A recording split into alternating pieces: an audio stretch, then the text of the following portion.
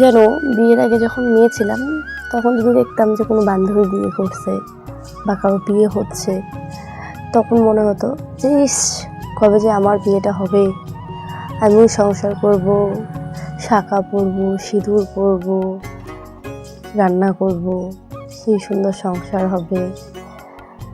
আর এখন মনে হয় ওই কেন যে বিয়েটা করলাম, বিয়ের আগেই ভালো ছিলাম, নিজের মতন ঘুরতে পারতাম, ফিরতে পারতাম, খাইতে পারতাম। আর এখন মানে যাকে বলে পায়ে শিকল পরা, মানে বিয়ে মানে হলো জেলখানা একটা, বুঝছো, যেখানে হলো তোমার সব মানে কি বলবো, যে তোমাকে উঠতেও কথা শুনতে লাগবে, বসতেও কথা শুনতে লাগবে, শুইতেও কথা শুনতে লাগবে। আর শিক্ষার তো শেষই নাই। যদি তুমি যেটা পারো সেটাও তুমি পারো না হয়েছে, তুমি বলো যে হ্যাঁ আমি এটা পারি বা করতেছো, সঠিক করতেছো, তারপরেও তুমি সেটা মানে কোন দিক দিয়ে সেটা ভুল করা যায় সেটাই সবাই খালি ভাবে যে না ওটা হচ্ছে না, এটা আরও ভালো হবে। তা আগে কিন্তু আমাদের সাথে এই জিনিসগুলো হতো না।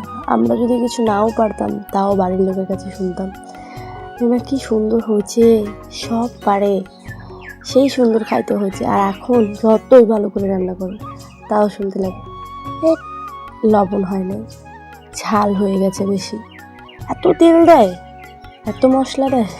আর আগে যদি তুমি মশলা না বাইটেও যদি রান্না করতাম, ফাটায়ও যদি রান্না করতাম, লঙ্কা বা কোনো কিছু বাটা ছাড়াও যদি রান্না করতাম, তাও শুনতাম বাড়ির লোকের কাছে ইস কি স্বাদ হয়েছে, আমার মেয়ে কী সুন্দর রাঁধে, সেই ভালো হয়েছে মা খাইতে। আর এখন খালি নিন্দা আর নিন্দা, প্রশংসা তো শুনেই না।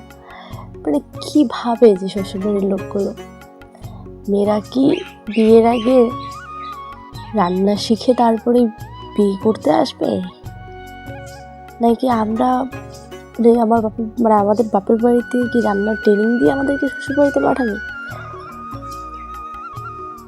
আরে তোমরা যেরকম তোমাদের ছেলেদেরকে কিছু না করলেও কিছু বলো না, সেরকম আমরা মেয়েরাও তো কারো মেয়ে, কারো ঘরের মেয়ে।